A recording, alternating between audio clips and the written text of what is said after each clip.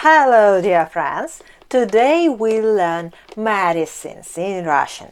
Bag for medicines – аптечка, аптечка, шприц, шприц, бинт, бинт, лейкопластырь, лейкопластырь, or short word – пластырь, пластырь, перекись, перекись, хлоргексидин, хлоргексидин, йод, йод, зеленка, зеленка, таблетки, таблетки, мазь, мазь, крем, крем, аэрозоль, аэрозоль, спрей, спрей, крем-пена, крем-пена, порошок, порошок, капли, капли, настойка, настойка, and for healthy people, витамины,